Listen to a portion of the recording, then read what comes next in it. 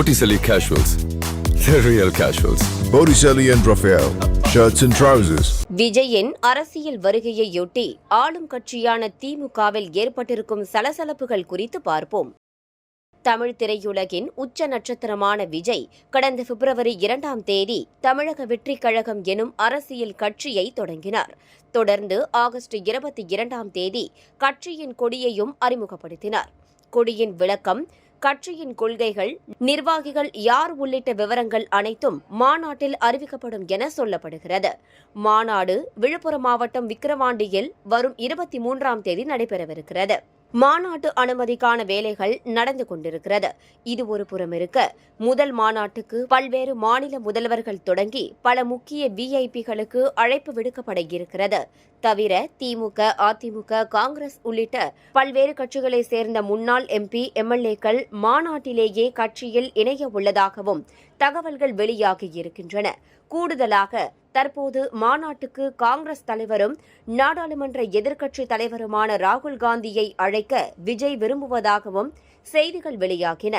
இது ஒரு புறம் இருக்க, விஜயின் அரசியல் வருகை தமிழ்நாட்டின் பிரதான கட்சிகளிடையே சில தாக்கங்களை உண்டாக்கியுள்ளன. அதிலும் ஆளுங்கட்சியான திமுகவில் விஜய் குறித்த விவாதங்கள், விமர்சனங்கள் எழத் தொடங்கியிருக்கின்றன. திருச்சி மாவட்டம் லால்குடியில் திமுக மத்திய மாவட்டம் சார்பில் உறுப்பினர் கூட்டம் நடைபெற்றது. அந்த கூட்டத்தில் கலந்து கொண்டு பேசிய அமைச்சர் நேரு, தமிழ்நாட்டில் நடந்து முடிந்த அனைத்து தேர்தல்களிலும் திராவிட முன்னேற்றக் கழகம் மகத்தான வெற்றியை பெற்றுள்ளது. குறிப்பாக சட்டமன்ற தேர்தலில் தனிப்பெரும்பான்மை, அதேபோன்று நாடாளுமன்ற தேர்தலில் 40க்கும் 40 என்று தொடர் வெற்றியை திராவிட முன்னேற்றக் கழகம் பெற்று வருகிறது. இதற்கு முக்கிய காரணம் கட்சியின் நிர்வாகிகள், தொண்டர்களின் கடுமையான உழைப்பு ஆகும். லோக்சபா தேர்தல் கூட்டணி போல் வருகிற சட்டப்பேரவை தேர்தல் கூட்டணி அமையும் சூழல் இல்லை.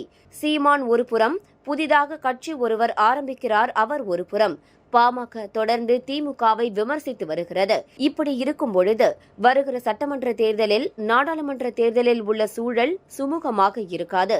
தொடர்ந்து தொண்டர்கள், நிர்வாகிகள் கடுமையாக பணியாற்றி அமைச்சர் உதயநிதி அவர்கள் கரத்தை வலுப்படுத்த வேண்டும் என பேசியிருந்தார். சீமான் இப்போது என்றில்லை, கட்சி ஆரம்பித்த நாள் முதலாகவே திமுகவை கடுமையாக விமர்சித்து வருகிறவர்தான். அதேபோல பாமகவும் 2014 தொடங்கி கடந்த 4 தேர்தலில் திமுகவுடன் கூட்டணி வைத்து போட்டியிடவில்லை. அப்போது தொடங்கி திமுகவை கடுமையாக விமர்சித்து வருகின்றனர் பாமகவினர். இதில் கூடுதலாக இணைந்திருப்பது விஜய்தான். அதனால் விஜயின் வருகையையொட்டியே நேரு கட்சி உறுப்பினர்களை எச்சரித்திருக்கிறார் என்றே அரசியல் விமர்சகர்கள் கருத்து தெரிவித்து வருகின்றனர். அமைச்சர் நேருவின் பேச்சுக்கு எதிர்வினையாக ராஜ்யசபா எம்பியான KRN ராஜேஷ்குமார், ஒரு காலத்தில் விஜயகாந்துக்கு கூடாத கூட்டமா? விஜயகாந்த் கட்சியின் தற்போதைய நிலை என்ன? திமுகவினர்தான் மூச்சுக்கு 300 முறை விஜய் பற்றி பேசுகிறார்கள் என கருத்து தெரிவித்திருக்கிறார். இது ஒரு புறம் இருக்க, சென்னை மாங்காட்டில் நடந்த கூட்டத்தில் கலந்து கொண்ட அமைச்சர் தாமோ அன்பரசன், நடிகர்கள் எல்லாம் ஒரு படத்துக்கு 200 கோடி 250 கோடி வாங்குறாங்க. உங்களுடைய ரசிகர்கள் எல்லாம் உங்கள் மீது பிரியமாக தானே இருக்கிறார்கள். படம் ரிலீஸ் ஆகும்போது ஃப்ரீயா டிக்கெட்டை கொடுக்கலாமே. ஒரு டிக்கெட் 2000 ரூபாய்க்கு கொடுக்கிறார்கள். உண்டா இல்லையா? அவருடைய ரசிகர்களுக்கே 2000 ரூபாய்க்கு விற்கிறார்கள். இவர்களால் நாட்டை பாதுகாக்க முடியுமா? போன வருஷம் மட்டும்தான் முதல் மற்றும் 2வது மதிப்பெண்கள் எடுத்த மாணவர்களுக்கு பணப்பரிசு கொடுத்திருந்தார்கள். கட்சி ஆரம்பிக்க போகிறோம் என்று தெரிந்தவுடன் அதை செய்கிறார்கள். அதனால் ஒரு வருடத்திற்கு இந்த மாதிரி செய்துள்ளார்கள். இதெல்லாம் ஜனங்களுக்கு தெரியும்.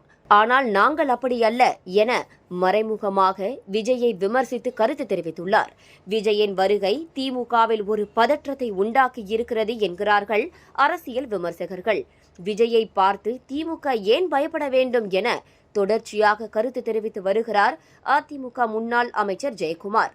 ஆனால் அதிமுகவிலும் விஜயை விமர்சித்து நிர்வாகிகள் கருத்து தெரிவித்து வருகின்றனர் என்பது குறிப்பிடத்தக்கது.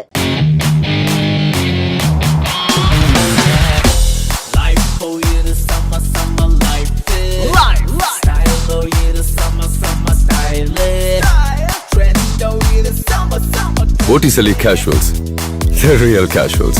Botticelli and Raphael, shirts and trousers.